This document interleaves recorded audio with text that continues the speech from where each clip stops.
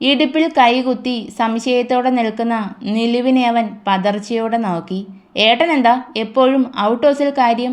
ഞാൻ കാണുമ്പോഴെല്ലാം ഏട്ടൻ ഇവിടെയുണ്ടല്ലോ. നിലു കണ്ണുകൾ ചുരുക്കി ചോദിച്ചു.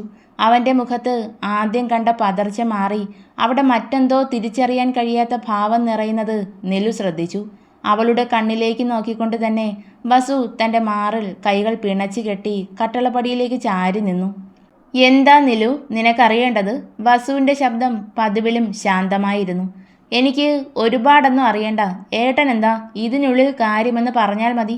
നിലു അവനെ നോക്കി ചുണ്ടുകൊട്ടി. ശരി, ഞാൻ പറയാം. ശ്രദ്ധിച്ച് കേട്ടോ നീ. അകത്ത് കിടക്കുന്നില്ലേ ഒരുത്തി? അവൾ എൻ്റെ ഭാര്യയാണ്. ഇവിടേക്ക് വരുമ്പോൾ അവൾ കൂടെ കൊണ്ടുവന്നത് എൻ്റെ കുഞ്ഞിനെയും. ഇതല്ലേ നീ കേൾക്കാൻ ആഗ്രഹിച്ചത്? ഇനി എന്തെങ്കിലും അറിയണോ നിനക്ക്? വസു മുഖത്ത് വ്യത്യാസം വരുത്താതെ തന്നെ പറഞ്ഞു. ഏട്ടൻ എന്താ എന്നെ കളിയാക്കുവാണോ? അകത്ത് കിടക്കുന്നവൾ ഏട്ടൻ്റെ ഭാര്യയാണെങ്കിൽ പിന്നെ ശരണി ആരാ? നിലു ദേഷ്യത്തോടെ ചോദിച്ചു. അത് എല്ലാവരുടെയും മുന്നിൽ ഇത് ചിന്ന വീടാണ്. എന്തേ, നിനക്കിഷ്ടപ്പെട്ടില്ലേ പുതിയ ഏട്ടത്തിയെ? വസു നിലുവിനെ നോക്കി കളിയാക്കലോടെ ചോദിച്ചു. അവൻ്റെ സംസാരം കേട്ട് അവൾ പല്ല് കടിച്ചു. എൻ്റെ പുറകെ നായയെപ്പോലെ മണപ്പിച്ച് നടക്കാതെ നീ നിന്റെ പണി നോക്കുന്നില്ലു. പിന്നെ ഒരു കാര്യം കൂടി, ശരണ്യ എൻ്റെ ഭാര്യയാണ് എന്നല്ല, ആയിരുന്നു. അങ്ങനെ വേണം പറയാൻ. വാക്കുകൾ എപ്പോഴും സൂക്ഷിച്ചേ ഉപയോഗിക്കാൻ പാടുള്ളൂ. ഇല്ലെങ്കിൽ നീ ദുഃഖിക്കേണ്ടി വരും. പറഞ്ഞില്ലെന്ന് വേണ്ട. അവളെ ഒന്നിരുത്തി നോക്കിക്കൊണ്ട് വസു അവളെയും മറികടന്ന് തറവാട്ടിലേക്ക് നടന്നു. അവൻ പറഞ്ഞതിൻ്റെയൊക്കെ ദേഷ്യം ഉള്ളിൽ വെച്ച് നിലു ചാടിത്തുള്ളി ഔട്ട് ഹൗസിനുള്ളിലേക്ക് കയറി. അവൾ കയറി ചെല്ലുമ്പോൾ ഋതിക അഴിഞ്ഞുകിടന്ന മുടിയും ഒതുക്കി കെട്ടി റൂമിൽ നിന്നും ഹാളിലേക്ക് ഇറങ്ങി വരുമായിരുന്നു. ഹാളിൽ നിൽക്കുന്ന നിലുവിനെ കണ്ട് ആദ്യമൊന്ന് അമ്പരന്നെങ്കിലും പിന്നീട് ഋതിക അവളെ നോക്കി പുഞ്ചിരിച്ചു. പക്ഷേ നിലുവിൻ്റെ കണ്ണുകളിൽ അവളോടുള്ള ദേഷ്യം നിറഞ്ഞു. എന്തു മായ കാണിച്ചാണ് നീ എൻ്റെ ഏട്ടനെ വരുതിയിലാക്കിയത്? നിലുവിൻ്റെ എടുത്തടിച്ച പോലുള്ള ചോദ്യം കേട്ട് ഋതിക ഒന്നും മനസ്സിലാവാതെ അവളെ സംശയത്തോടെ നോക്കി. ചോദിച്ചത് കേട്ടില്ലേടി നശിച്ചവളെ? നീ എന്ത് കാണിച്ചാണ് എൻ്റെ ഏട്ടനെ വശീകരിച്ചതെന്ന് ചോദിച്ചത് മാത്രമേ നിലുവിന് ഓർമ്മയുള്ളൂ. തൻ്റെ ഇടത് കവിൾ നീറി പുകയും പോലെ തോന്നിയ നിമിഷത്തിൽ അവൾ കവിളിൽ കൈയമർത്തി. ഒരു നിമിഷത്തെ പുകച്ചിലിന് ശേഷം നിലു കണ്ണുകൾ ഉയർത്തി നോക്കി. തൻ്റെ മുന്നിൽ സംഹാരരൂപിയായി നിൽക്കുന്ന ഋതികയെ കണ്ട് അവൾ അറിയാതെ ഉമിനീരിറക്കിപ്പോയി. നിന്റെ നാവിൻ്റെ നീളം അത് ദേവമംഗലം തറവാട്ടിലുള്ളവരോട് കാണിച്ചാൽ മതി, ഈ ഋതികയോട് വേണ്ട. ഇതുപോലുള്ള വാക്കുകൾ എൻ്റെ നേർക്ക് തൊടുത്ത് വിടുന്നതിന് മുൻപ് നീ 2 തവണയെങ്കിലും ആലോചിക്കേണ്ടിയിരിക്കുന്നു. ഒരിക്കൽ നിന്റെ ഏട്ടൻ പറഞ്ഞതൊക്കെ കേട്ട് മനം നൊന്ത് ഞാനൊരു മണ്ടത്തരം കാണിച്ചു.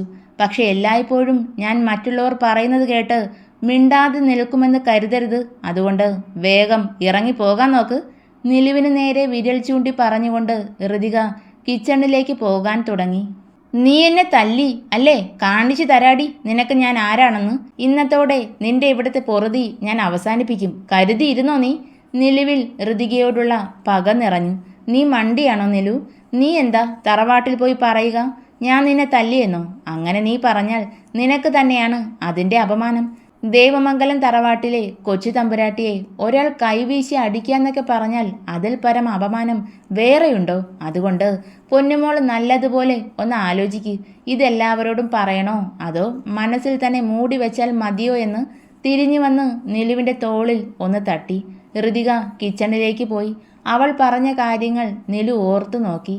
ശരിയാണ്, അവൾ തന്നെ തല്ലിയെന്ന് ആരോടെങ്കിലും പറഞ്ഞാൽ അതിൻ്റെ അപമാനം തനിക്ക് തന്നെയാണ്. പോരാത്തതിന് അവൾ തല്ലിയത് എന്തിനാണെന്ന് ആരെങ്കിലും ചോദിച്ചാൽ താൻ എന്തുത്തരം കൊടുക്കും?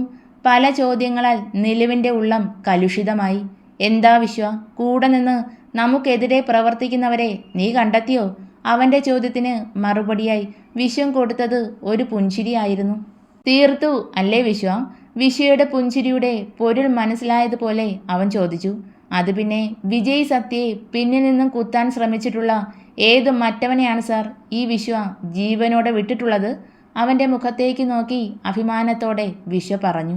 ഗ്രേറ്റ് വിശ്വ, നിന്നെപ്പോലൊരു കൂട്ടാളിയെ കിട്ടിയതാണ് എൻ്റെ ഏറ്റവും വലിയ അസറ്റ്. നീ എൻ്റെ കൂടെയുണ്ടെങ്കിൽ എനിക്ക് എന്തും നേടാം. വിജയ് വിശ്വയോടുള്ള തൻ്റെ വിശ്വാസം വാക്കുകളിലൂടെ പ്രകടിപ്പിച്ചു. താങ്ക് യു സാർ, വിശ്വ വിനയത്തോടെ പറഞ്ഞു. ഇനി എനിക്ക് നീ ഒന്നുകൂടി നേടിത്തരണം വിശ്വ. ഋതിക സത്യമൂർത്തി. അവളെ എനിക്ക് വേണം, ഒപ്പം എൻ്റെ കുഞ്ഞിനെയും. അത് പറയുമ്പോൾ വിജയുടെ നീല കണ്ണുകളിൽ തിളക്കമേറുന്നത് വിശ്വ ശ്രദ്ധിച്ചു. സാർ, ആ പെണ്ണിനെ നേടിയെടുത്താലും അവൾ സാറിനെ അംഗീകരിക്കുമെന്ന് തോന്നുന്നുണ്ടോ? സ്നേഹത്തോടെ ഒന്ന് നോക്കുക കൂടി ഉണ്ടാവില്ല. അത്രയും വലിയ ദ്രോഹമാണ് അവളോട് സാറ് ചെയ്തത്, വിശ്വ വല്ലായ്മയോടെ പറഞ്ഞു. എന്താ വിശ്വ, നിനക്ക് അവളോട് സഹതാപമാണോ? വിജയുടെ കണ്ണുകളിൽ പുച്ഛം നിറഞ്ഞു. അങ്ങനെയും പറയാം സാർ. എനിക്കുമുണ്ട് ഒരു മോള്. അവളോട് ആരെങ്കിലും ഇങ്ങനെ ചെയ്താൽ എനിക്ക് സഹിക്കാൻ കഴിയോ?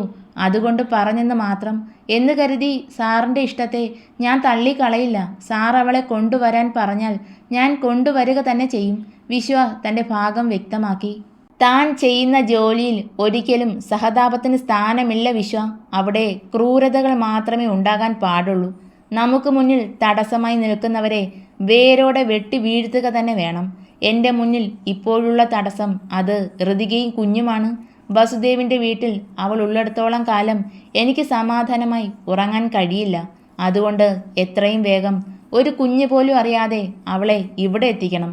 ഇനിയുള്ള കാലം പുറം ലോകം കാണാതെ എൻ്റെ ഇഷ്ടങ്ങൾക്കനുസരിച്ച് എൻ്റെ കാൽ കീഴിൽ ജീവിച്ചാൽ മതി അവൾ. വിജയുടെ നീലക്കണ്ണുകളിൽ ചുവപ്പ് പടർന്നു. അവൻ്റെ ആവശ്യം ശരിവെക്കും പോലെ വിശ്വ അവനെ നോക്കി തലയാട്ടിക്കൊണ്ട് പുറത്തേക്ക് നടന്നു. വിജയുടെ ഇഷ്ടങ്ങൾക്കനുസരിച്ച് നിന്ന് കൊടുക്കുമ്പോഴും ഋതികയുടെ കാര്യം മാത്രം വിശ്വയിൽ ഒരു നോവായി പടർന്നു. തൻ്റെ അസ്വസ്ഥമാകുന്ന മനസ്സിനെ വകവയ്ക്കാതെ അയാൾ നടന്നു നീങ്ങി. പനിയൊക്കെ മാറി ഉഷാറായല്ലോ.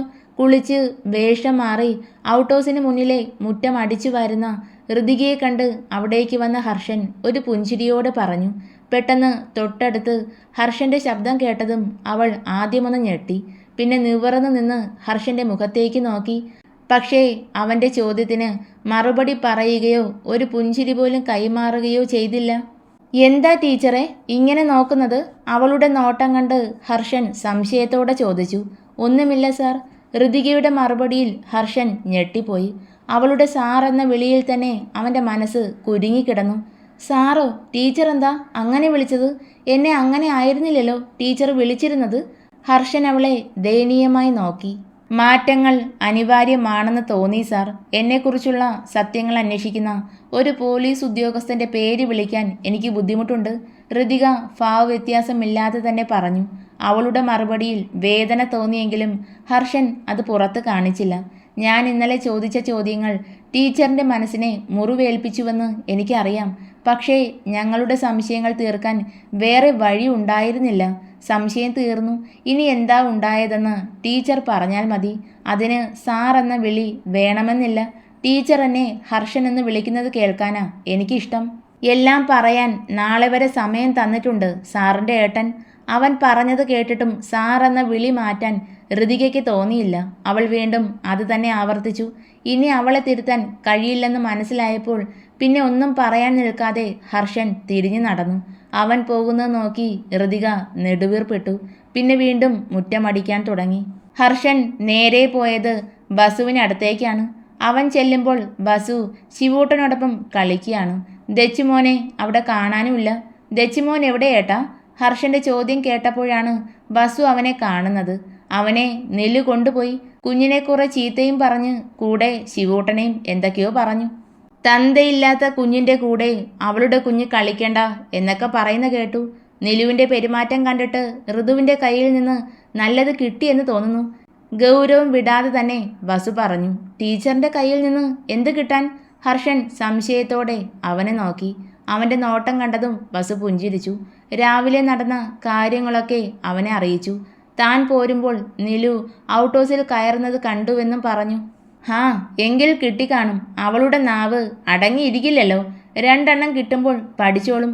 അതിന് ടീച്ചറാണ് നല്ലതെങ്കിൽ കൊടുത്തോട്ടെ. ബസു പറഞ്ഞത് കേട്ടപ്പോൾ തന്നെ അവിടെ നടന്നതൊക്കെ ഹർഷൻ ഊഹിച്ചു. ഏട്ടാ, ടീച്ചർ എന്നെ സാറെന്ന് വിളിക്കുന്നു. അങ്ങനെ വിളിക്കണ്ടെന്ന് പറഞ്ഞിട്ട് കേൾക്കുന്നില്ല. ഹർഷൻ സങ്കടത്തോടെ തല താഴ്ത്തി. പോട്ടടാ, ഇന്നലെ നടന്നതൊക്കെ ഓർത്തിട്ടാവും അവൾ അങ്ങനെ പെരുമാറുന്നത്. അതൊക്കെ മാറും.